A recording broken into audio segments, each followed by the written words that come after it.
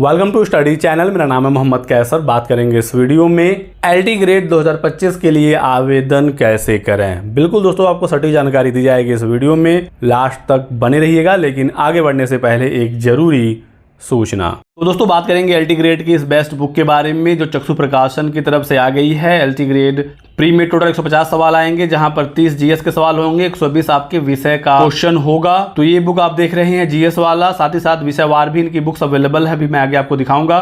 तो जीएस का पूरा जो सिलेबस है आपको इसी एक बुक में देखने को मिल जाएगा। 1800 से ज्यादा बहुविकल्पी प्रश्नों का समावेश है। 2019 का जो पिछला एग्जाम हुआ था उसका सॉल्व भी आपको यहाँ पर मिल जाएगा। पूरा सिलेबस एग्जाम पैटर्न आप देख सकते हैं, एक एक सब्जेक्ट और उस सब्जेक्ट के एक एक टॉपिक यहाँ पर कवर किए गए हैं। तो समान अध्ययन तो अवेलेबल है ही चक्षु प्रकाशन का, इनकी विषयवार बुक भी अवेलेबल है, आप देख सकते हैं। एलटी हिंदी, गृह विज्ञान, गणित, सामाजिक विज्ञान, जीव विज्ञान, विज्ञान, इंग्लिश, साथ ही साथ कला, संस्कृत, कंप्यूटर की बुक्स अवेलेबल है। यदि आपको ये बुक्स लेनी है ऑनलाइन तो डिस्क्रिप्शन बॉक्स में लिंक है, क्लिक करके आप परचेज कर सकते हैं, या फिर ये ऑफलाइन मार्केट में भी इजीली अवेलेबल है दोस्तों। तो दोस्तों यदि अभी तक आपने ओटीआर नहीं किया है तो पहले आपको ओटीआर करना होगा। ओटीआर कैसे करना है मैंने अलग से एक वीडियो बनाया है, डिस्क्रिप्शन बॉक्स में और पिन कमेंट में लिंक है, एक बार क्लिक करके देख लीजिए और अपना ओटीआर कंप्लीट कर लीजिए। अगर आपने ओटीआर पहले से कर रखा है, चाहे वो 6 महीना पुराना हो, साल भर पुराना हो, 2 साल पुराना हो, यदि आपका ओटीआर पहले से है तो आपको उसी ओटीआर से एलटी ग्रेड के लिए आवेदन करना है। ओटीआर का फुल फॉर्म ही होता है वन टाइम रजिस्ट्रेशन। एक बार आपको अपनी डिटेल्स यूपीपीएससी की वेबसाइट पर अपलोड कर देनी है। ओटीआर नंबर जब आपको मिल जाएगा तो अब उसकी सहायता से आने वाली भर्तियों में आप आवेदन कर सकते हैं। ठीक है, तो शुरू करते हैं इस वीडियो को। और मैं मानकर चल रहा हूं कि आपने ओटीआर कर लिया है और आप एलटी ग्रेड के लिए आवेदन करना चाह रहे हैं। uppsc.up.nic.in आपको यहाँ पर आना है और ऑल नोटिफिकेशन एडवर्टाइजमेंट पर आपको क्लिक कर देना है। इसके बाद जो भी विज्ञापन होंगे प्रेजेंट टाइम में यहाँ पर शो हो जाएंगे। देख सकते हैं असिस्टेंट टीचर एलटी ग्रेड के लिए यहाँ पर आवेदन हो रहा है, लास्ट डेट है 28 अगस्त। इसके सामने आप जाएंगे, एडवर्टाइजमेंट के लिए आप यहाँ पर क्लिक करके नोटिफिकेशन पढ़ सकते हैं। इंस्ट्रक्शन यहाँ पर है, हम सिंपली यहाँ अप्लाई पर क्लिक करते हैं। इसके बाद नीचे देखिए सारे सब्जेक्ट शो हो जाएंगे। जिस विषय से आपको आवेदन करना है उसके सामने ऑथेंटिकेट विथ ओटीआर पर आपको क्लिक करना है।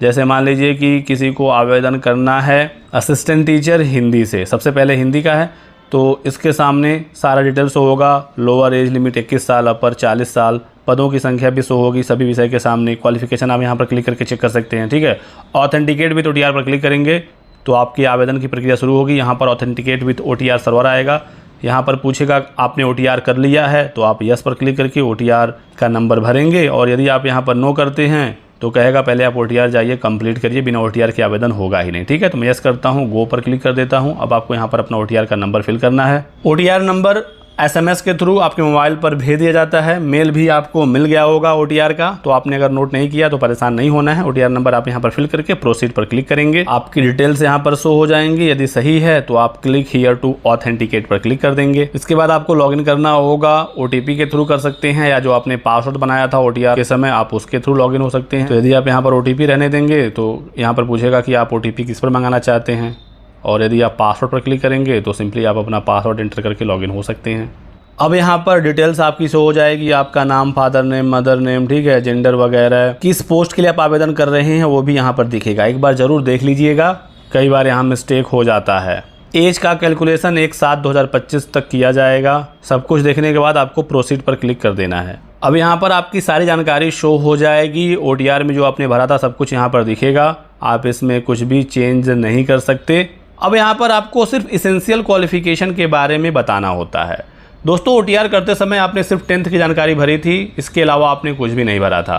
बस 10वीं के आधार पर आप ओटीआर कर सकते हैं, क्योंकि ओटीआर सिर्फ एक भर्ती के लिए नहीं है, ओटीआर यूपीपीएससी की सभी भर्तियों के लिए है। तो किसी भर्ती में 12वीं की योग्यता होगी, किसी में ग्रेजुएशन होगा, किसी में बीएड भी होगा, किसी में पोस्ट ग्रेजुएशन भी होगा। तो 10वीं के बेस पर ओटीआर हो जाएगा। उसके बाद जिस भर्ती के लिए आप आवेदन करेंगे वहां पर पूछेगा कि आपके पास वो योग्यता है या नहीं। जैसे एलटी ग्रेड के लिए अब पूछेगा कि आपके पास ग्रेजुएशन और बीएड है या नहीं, तभी आप एलिजिबल होंगे। देखिए यहाँ पर इसेंशियल क्वालिफिकेशन में जैसे हमने हिंदी सेलेक्ट किया है एलटी के लिए, कहेगा कि ग्रेजुएशन में हिंदी एज अ सब्जेक्ट आपने पढ़ा होना चाहिए, इंटर में संस्कृत आपने पढ़ा हो और बीएड हो, तभी आप एलिजिबल हैं। यदि आप एलिजिबल हैं तब आप यहाँ पर यस करेंगे और तभी आप एलटी के लिए आवेदन कर सकते। यदि आप यहाँ पर नो कर देंगे तो फिर ये आवेदन आगे बढ़ेगा ही नहीं, ठीक है। तो आपको यहाँ पर यस करना है। बाकी आपको ग्रेजुएशन की ना कोई डिटेल भरनी है, ना रोल नंबर भरना है, ना बीएड की कोई जानकारी भरनी है, ना कोई डॉक्यूमेंट अपलोड करना है। बस आप यहाँ पर यस कर देंगे, यूपीपीएससी मान लेगा कि आप एलिजिबल हैं, आपका एडमिट कार्ड भी आ जाएगा और आप प्री एग्जाम भी दे लेंगे। लेकिन प्री एग्जाम में क्वालिफाई होने के बाद जब आप मेंस के लिए आवेदन करेंगे, मेंस के लिए फिर से आवेदन होता है, यह बात समझिएगा, तो वहाँ पर फिर आपसे सारी जानकारी मांगी जाएगी और फिर उसका वेरिफिकेशन भी होगा।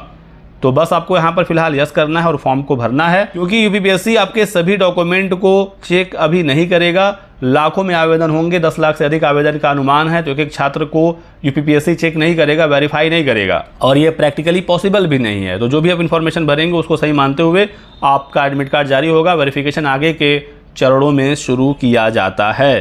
तो सिंपली आप ये कैप्चा कोड फिल करके प्रोसीड पर क्लिक कर दीजिए। यहाँ पर कहेगा kindly proceed for further candidate dashboard login, तो हम यहाँ पर क्लिक करेंगे डैशबोर्ड लॉगिन। और यदि यहाँ पर प्रॉब्लम आ रही है, आगे आप नहीं बढ़ पा रहे हैं, तो आपको सिंपली क्या करना है, सबसे ऊपर जाना है और होम पेज पर क्लिक कर देना है। यहाँ पर आप देखेंगे तो एक कैंडिडेट डैशबोर्ड लॉगिन का ऑप्शन है, आपको यहाँ पर क्लिक करना है और फिर से आपको ओटीआर के थ्रू लॉगिन होना है। फिर से आपकी इन्फॉर्मेशन यहाँ पर शो होगी, क्लिक हियर टू ऑथेंटिकेट पर क्लिक कर दीजिए। अब आपको यहाँ पर अपना पासवर्ड फिल करना है या फिर आप ओटीपी के थ्रू भी प्रोसीड कर सकते हैं।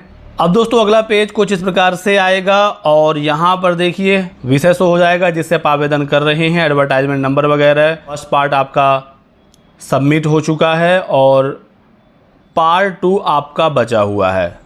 तो अब हम यहाँ पर क्लिक करेंगे पार्ट 2 पर, सारा इन्फॉर्मेशन आपका फिर से शो होगा। अब यहाँ पर कुछ इन्फॉर्मेशन आपसे मांगी जाएगी, जैसे प्रेफरेंशियल क्वालिफिकेशन के बारे में। इसेंशियल तो आपने यस कर दिया, वो हो गया। प्रेफरेंशियल में क्या है कि अगर आपने टेरिटोरियल आर्मी में मिनिमम 2 साल तक काम किया है तो आप उसके सामने यस कर देंगे, यहाँ पर नहीं किया है तो नो कर देंगे।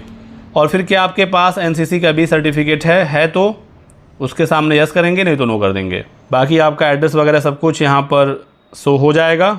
उसके बाद आपको यहाँ पर डिक्लेरेशन पढ़ना है और यहाँ पर आपको यस कर देना है। फिर ये वाला कैप्चा कोड यहाँ पर डालकर प्रीव्यू फॉर्म पर क्लिक करेंगे। आपका पूरा फॉर्म प्रीव्यू हो जाएगा, एक बार देख लीजिएगा सब कुछ ठीक है। तो यहाँ पर सबसे नीचे सबमिट एप्लीकेशन फॉर्म का ऑप्शन आएगा, आप यहाँ पर सबमिट कर दीजिए। सबमिट करने के बाद फिर कहेगा कि आप अपनी फ़ी को पेमेंट करिए। 125 रुपये फ़ी शो हो रही है। अगर आपको फ़ी पेमेंट करना है तो यस पर क्लिक करके फ़ी पेमेंट करिए, नहीं तो बाद में आप लॉगिन करके भी पेमेंट कर सकते हैं। तो आप यहाँ पर सिंपली यस कर दीजिए, फ़ी पेमेंट करके पूरा फॉर्म अपना सबमिट कर लीजिए। यहाँ पर ऑप्शन आ जाएगा नेट बैंकिंग से आपको फ़ी पेमेंट करना है तो कोई भी एक्स्ट्रा चार्ज नहीं देना है। अगर नेट बैंकिंग एसबीआई का है, कोई और बैंक का नेट बैंकिंग है तो 6 रुपये एक्स्ट्रा लगेगा। एसबीआई का डेबिट कार्ड है या किसी भी बैंक का डेबिट कार्ड है, कोई भी एक्स्ट्रा चार्ज नहीं है। क्रेडिट कार्ड किसी भी बैंक का है तो 12 रुपये एक्स्ट्रा लगेगा। सबसे आसान यूपीआई है, इसमें कोई एक्स्ट्रा चार्ज भी नहीं है। आप सिंपली यहाँ पर यूपीआई से आप पेमेंट कर सकते हैं। जैसे आप पेमेंट पर क्लिक कर देंगे 5 मिनट का टाइमर शुरू हो जाएगा। इसी 5 मिनट के अंदर आपको अपनी पेमेंट की प्रक्रिया पूरी कर लेनी है। बहुत ही आसान तरीका है पेमेंट करने का। आप यहाँ पर क्लिक करेंगे तो फिर आपको अपनी यूपीआई आईडी यहाँ पर डाल देनी है और आपके ऐप में एक मैसेज आ जाएगा पेमेंट का, आप अपना पिन डालकर पेमेंट कर लीजिएगा। या क्यूआर कोड पर आप क्लिक करेंगे तो यहाँ पर एक क्यूआर कोड जनरेट हो जाएगा और क्यूआर कोड को स्कैन करके जैसे आप सिंपली किसी भी शॉप पर पेमेंट करते हैं आप कर सकते हैं। यदि आपके पास एक ही फ़ोन है तो आप इसका स्क्रीनशॉट ले लीजिए और फिर जहाँ से क्यूआर कोड स्कैन करते हैं वहाँ पर गैलरी वाला भी ऑप्शन आप पर क्लिक करके स्क्रीनशॉट को सेलेक्ट कर लीजिए। पेमेंट करने का ऑप्शन यहाँ से भी आपको मिल जाएगा। पेमेंट करने के बाद आप अपने पीडीएफ को डाउनलोड कर लीजिएगा, उसे सुरक्षित रख लीजिएगा और ये पूरा प्रोसेस है फ़ी पेमेंट और फाइनल सबमिट का। तो दोस्तों कैसा लगा ये वीडियो हमें बताइएगा जरूर कमेंट सेक्शन में। अपने दोस्तों के साथ शेयर भी करिएगा ताकि उनकी भी हेल्प हो सके। बाकी ओटीआर वाले वीडियो का लिंक डिस्क्रिप्शन बॉक्स और पिन कमेंट में है, आप चाहें तो वो भी वीडियो देख सकते हैं। और यदि आपने अभी तक हमारे टेलीग्राम चैनल को ज्वाइन नहीं किया है तो ज्वाइन कर लीजिए। बहुत सारी इन्फॉर्मेशन टेलीग्राम पर भी शेयर किया जाता है। ज्वाइन करने का लिंक टेलीग्राम का भी डिस्क्रिप्शन में आपको मिल जाएगा। बहुत बहुत शुक्रिया वीडियो को लास्ट तक देखने के लिए। Thanks for watching.